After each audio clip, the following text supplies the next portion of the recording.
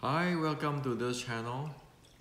So many of our friends here messaging me, asking me when am I going to make English YouTube, because for past many days I have made many Chinese language YouTube.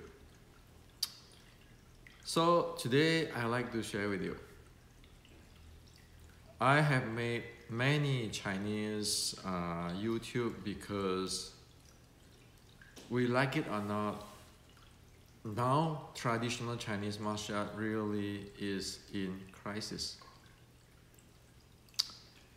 So I try my best, see if I can find a solution, not the solution, because I'm just a human like everybody else, okay? It is a crisis if we don't have the crisis handling. We know traditional Chinese martial art really can going down.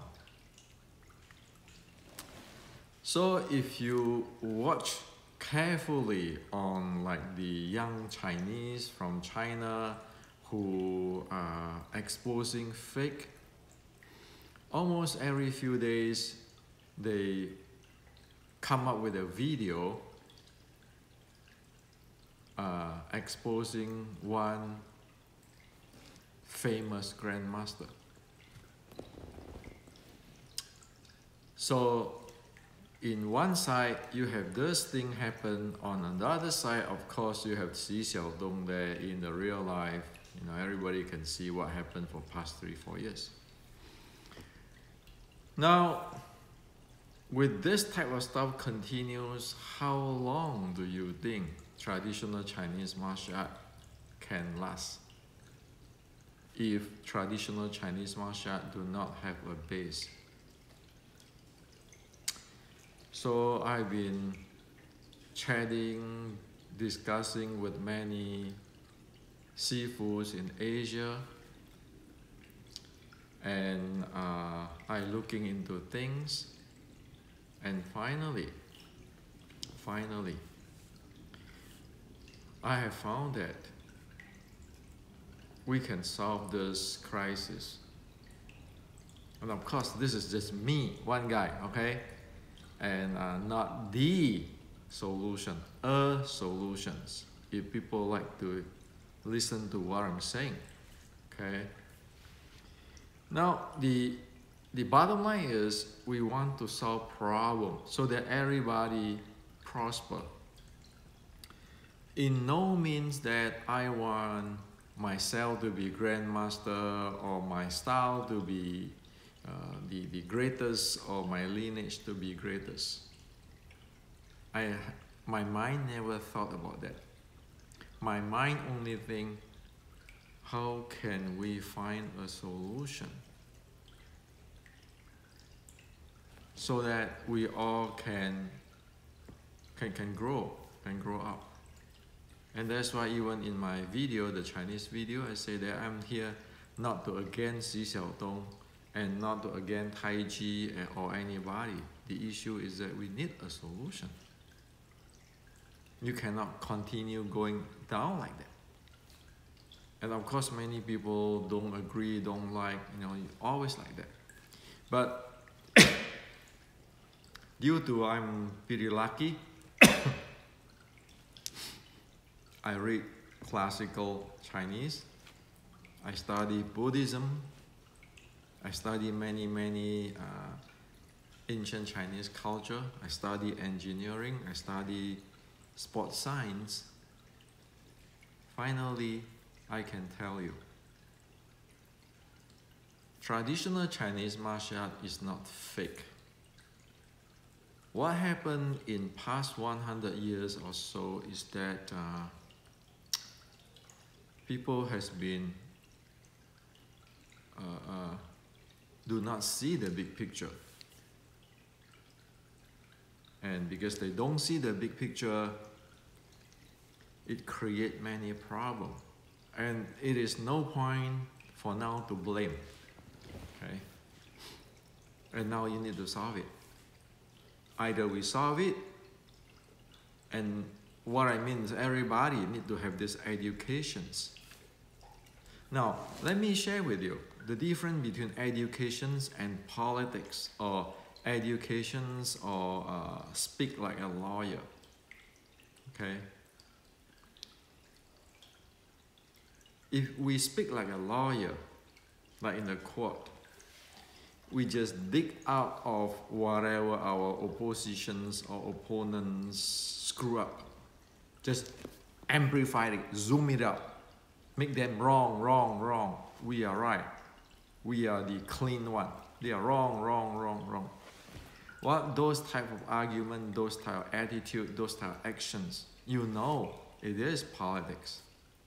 You know it is agenda. Educations mean you brought out what is the reality. You brought out what is screwed up. And so everybody learn, oh, this is the proper, we follow the proper direction, a solution. And this is a screw up. Let's not blame, let's drop it. That's how education is. And that is how everybody will improve. But in the plain lawyer thing, it is always I'm right, you're wrong. That never really solve problem, because that based on a goal of that, I want to win that thing. And education is not about winning. Education is not about, hey, I tell you so, this is screw up, because I want to win. In educations, our teacher, right, everybody will have a teacher in high school or college or everywhere, very strict to you, tell you, hey, straighten this up. Why? Because without straightening it out, we don't have a future. So that's education. So in this channel, I like to be in education, and I have to walk my talk is that I will share with you what is proper, what is not proper, what is there in the reality, what is not. So we can, you know, in the ground of, it is about constructive improvement. It's not about who right, who wrong. So now I found out the issue, and now I can model the traditional Chinese martial art of the ancient. Okay. Now, with today's model, we can model it to three categories, or three levels of traditional Chinese martial arts system. So you have a traditional Chinese martial arts system, a holistic system. Within that, you have three categories or three levels. It can be backed up by evidence and by science. Okay, this is no joking.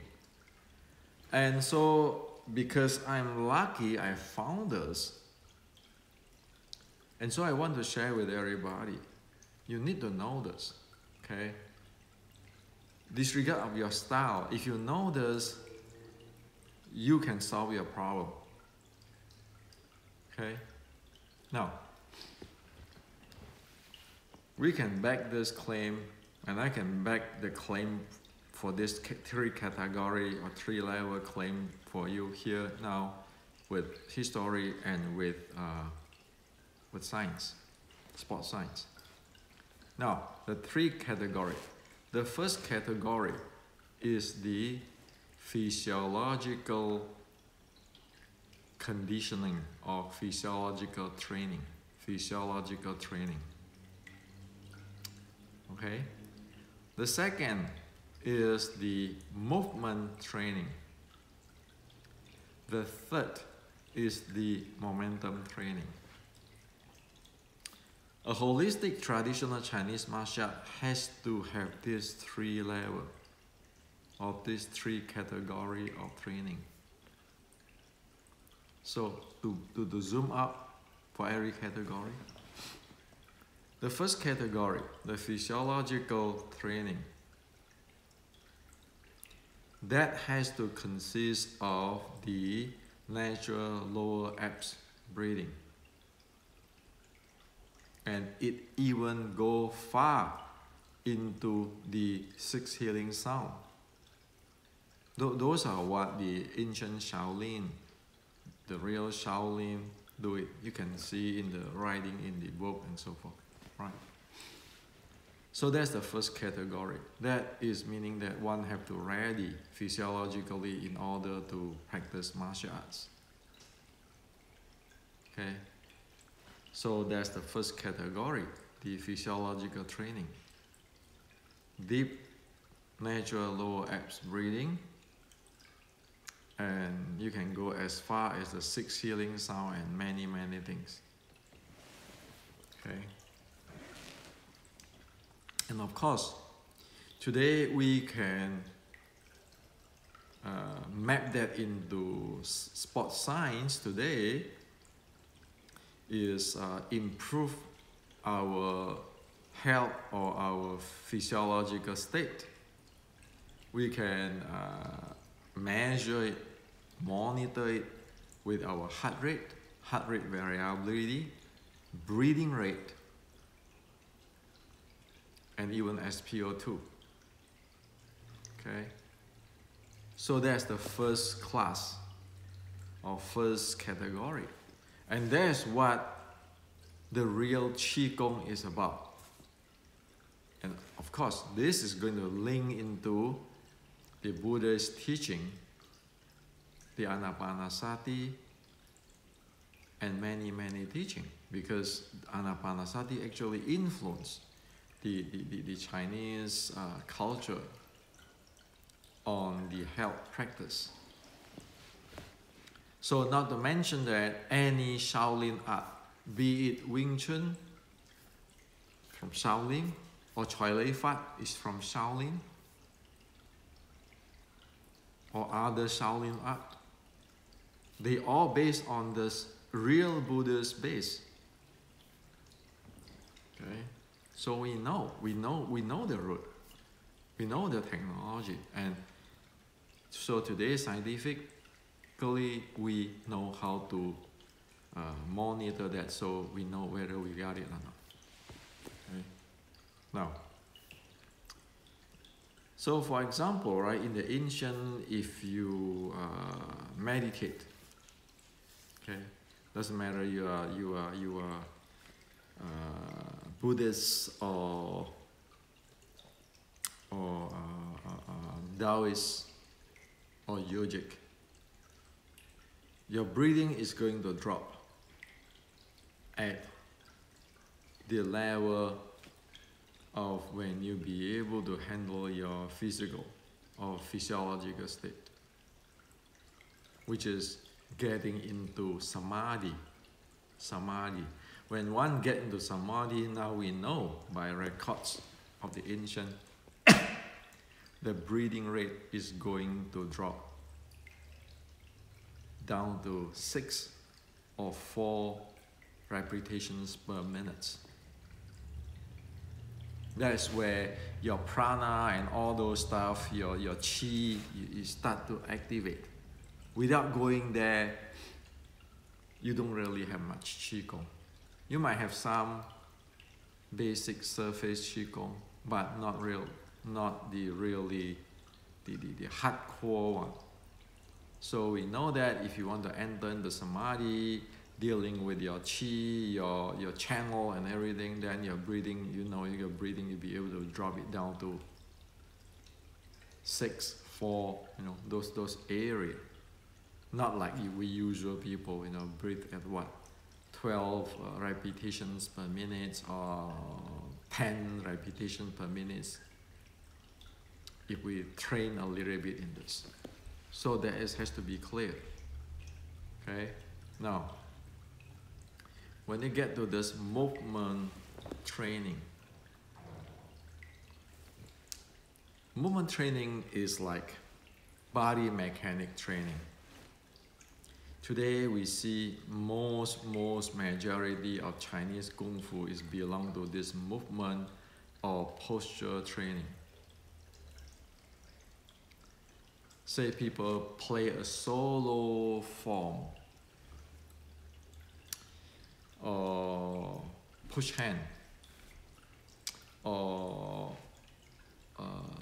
fudging training, demonstrations of fudging or explanations of techniques. Oh, this hand technique come, I'm going to block it this way, do it this way, doing that way. Or standing pose, 站桩 and those kind of stuff. Those are belong to the second category, the movement training or posture training. So what happened in this category is people go through like this posture, this techniques, practice this form and all this kind of stuff, or push hand and showing you how this techniques being used, or how you can fudging, how you snap your body, okay, or this is the sets or the structure or so forth. Those are belong to the second category. And in this second category, you have always a signature, and that always emphasize on one has to be center, okay, balance, center, and you use this techniques, that techniques, and you have to have this structure way, that structure way, that thing, you know. So this is the second category. So it's like one posture get to other posture, and they can be discrete. Usually they are discrete, like this posture, that posture, or they can solo and play it slowly, which is not really high-speed connectivity, but they just do it slowly, all those. So this is movement and posture training, and nothing wrong with that. It's mechanic stuff. Okay, now scientifically, this group, if you put in the sports science, it will be like your neuromuscular connectivity training, like your chi sao, your push hand, all this kind of stuff. Or like, I just go practicing in somebody punch you, you block, and then he's not supposed to against you or resist, and then you just go practice all those kind of stuff. And or how to use the mechanics. If somebody push you, or you can demo, you can use this mechanic and do this kind of stuff. And you always, one side is not how to say that, not against you, not oppose you, just your partner to do those stuff. Or if they are like in push hand or chi sao, they are not at the high speed, but they stand there, while the signature is they stand there, the middle, and one side, always in those kind of games. So majority of traditional Chinese martial arts belong to this group. In terms of sports science, in this group, they are based on aerobic zone of training, aerobic, okay? So this is the second category. Now, on the third category, which is the impulse momentum handling, where one is not about techniques anymore, it's about handling of this body, this physical body.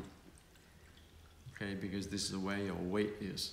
In the high speed, you crush in with high power, and then you always take into considerations of opposition. which is like in today's, like there's a term, some MMA friend told me, under pressure. So there's an oppositions, you going to face the oppositions, you're going to face your own momentum, your recycling momentum, your background of momentum, and it's continuous play in unstable, unbalanced situations, and it continues to just from one momentum flow to another momentum in high speed. Okay, which is very different than the movement of posture one. You always do not have oppositions. You do it slowly or you do it discreetly. You know, one move, another step, and one guy is standing there. And when there's the second category, the category of movement or posture, the third category of imposed momentum handling is not. It is unstable. It can go from changing of direction, changing of angle, changing of level. Like today you see in MMA. That's the third category. And with this category of stuff, in sports science, you know that it is at least 50% it is performing or functioning or training within the anaerobic zone of training. So that is the imposed momentum handling, the third category. And in this category, you know that it is about muscle endurance, cardiovascular endurance. You need to have that in order to play that. Okay, your repetitions and your power handling, your speed handling, your entire body go, and it doesn't have rules. So it keeping different things changing. It's not like the second category when you train with the posture, you have to do this way, that way, and so forth. And also in the third category, the momentum handling category, or the imposed momentum handling third category, it has uniqueness in the momentum play. For example, our judo friends is not going to have the handling of the imposed momentum like a Thai boxer friend of us. They all attack you, and they all have the ability to handling the oppositions, meaning that work under pressure. Okay, now, so it is an anaerobic training, it is a muscular endurance, it is the vascular, cardiovascular endurance stuff. High speed, high power, high heart rate, top up, max up your heart rate. Okay, that is the third category. The second category never go to the anaerobic. Like you do chi sao, you do push hand, you never go to, you start, stop, start, stop, start, stop. Not like you look in the MMA game or the Thai boxing game, and we just go 1 minute, you are in the anaerobic.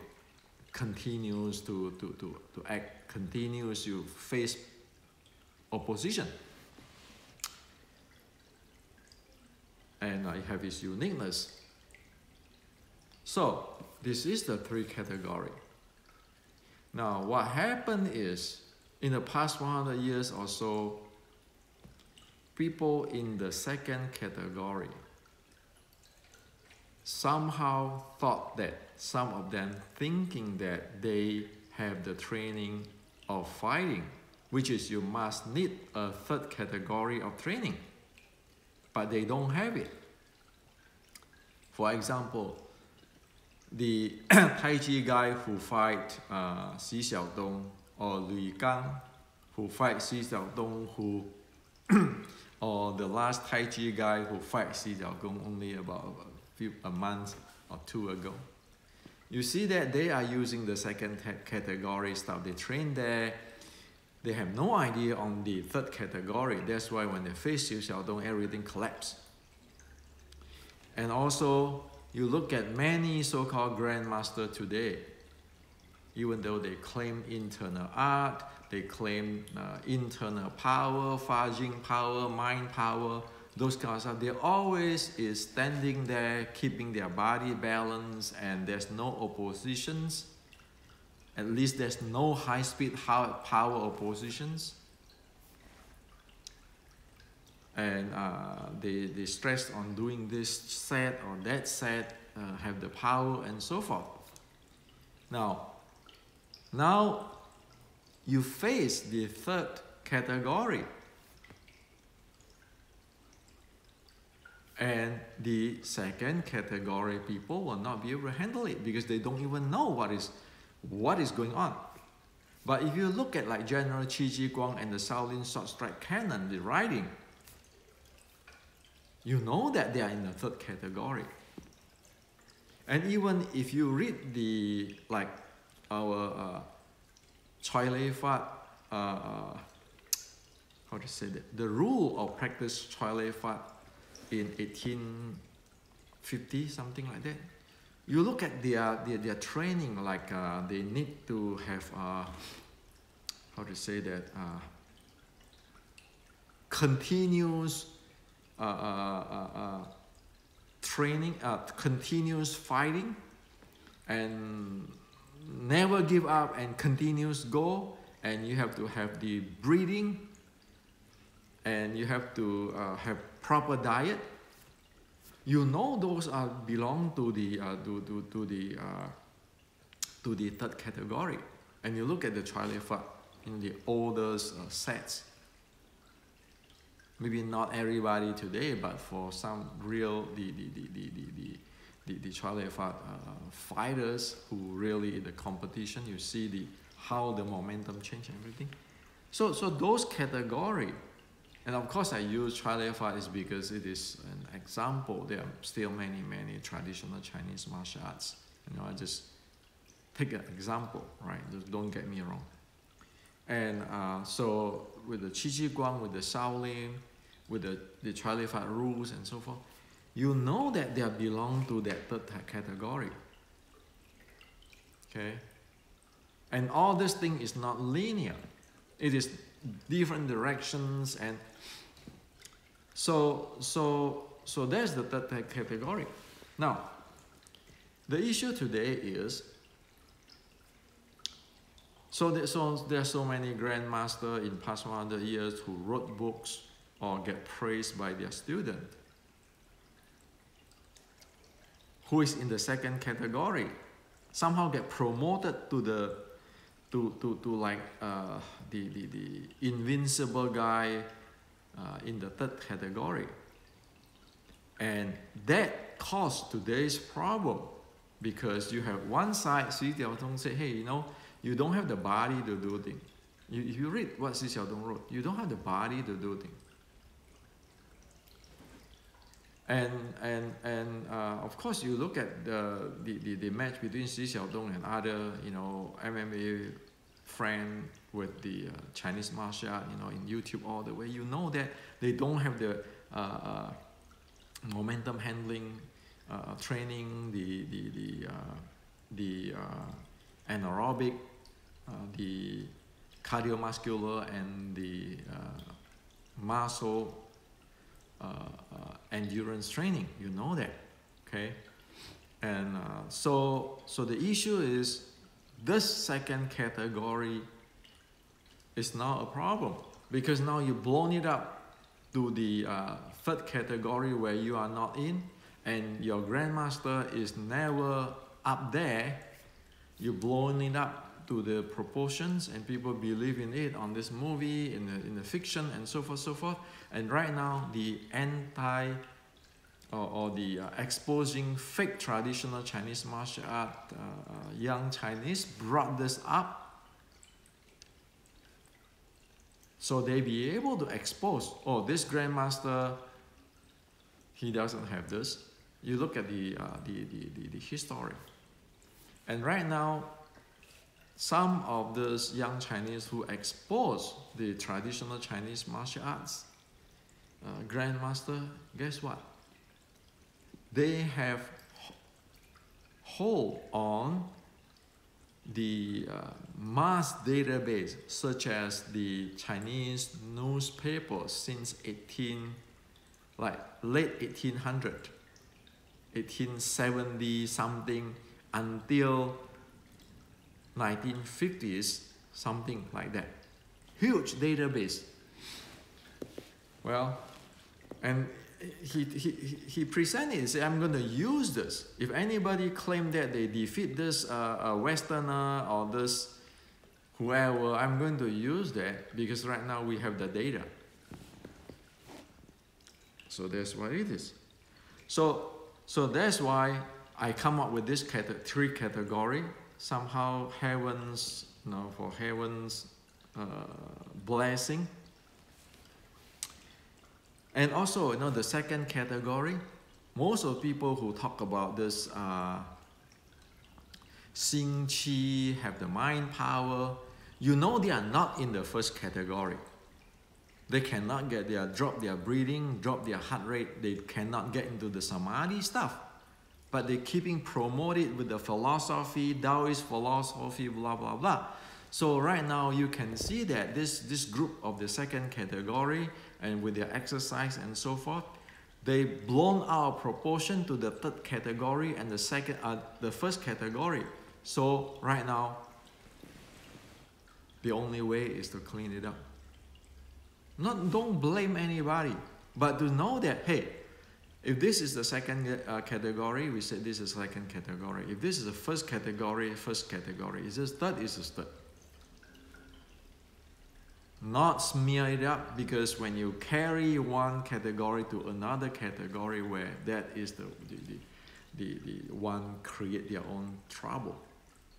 Okay, and this is serious. And I even asked some grandmaster in Asia, said, because many grandmasters tell me that if we don't have a standard, it's going to go nowhere. And after I know this three category, I share with a few of this grandmasters, say, this is what I found. So this is based on the ancient, not Hendrik, okay? Based on sports science. Please take it a reference, and maybe you guys want to start your standard reference.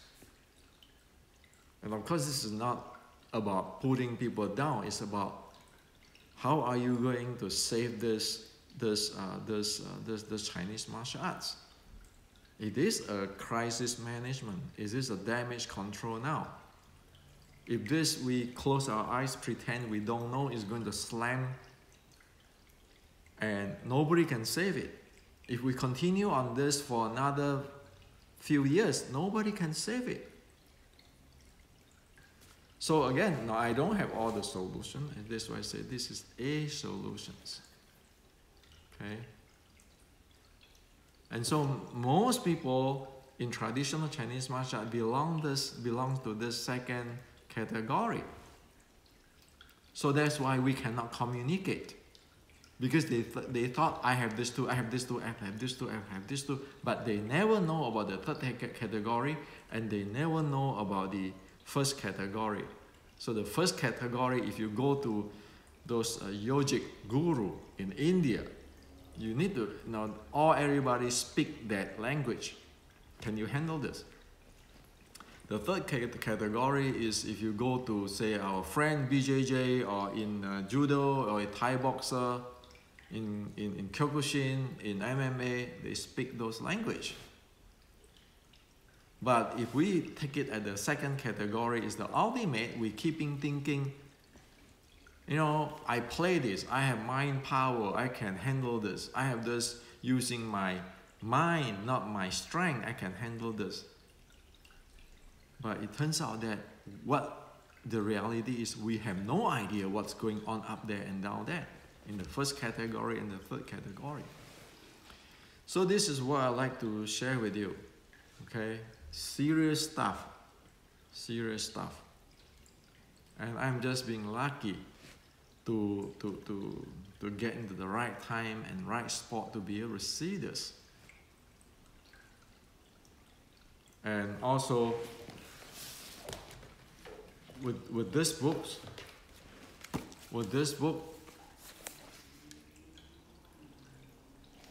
this restricting Wing Chun and the Wing Chun matrix, that's about momentum. Okay, the third category stuff. At least to cover the base of the third category of the ancient Chinese martial art common denominator.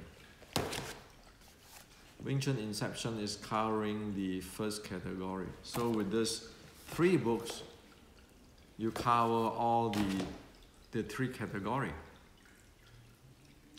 So am I plan all this to write this way and do this way? No, I'm not. I just being plain lucky that I get into this spot. So as what I said, these are education books. And right now, this is not just Wing Chun anymore. Traditional Chinese martial art practitioner, look into this. The 3 categories I'm mentioning is there. So this is to share with you, and this is what I share with Asia too. Again, it's about education, not about I'm right. I'm not in this martial art business, but the ancient traditional Chinese martial art culture, if we do not know what happened, if we do not fix it, change it. Fix and change doesn't mean that we fix whatever the ancient, no. Fix what we do if it is not accord to what happened, the teaching of the ancient Chinese or the sports science. Let's change it now. Otherwise, it will be too late.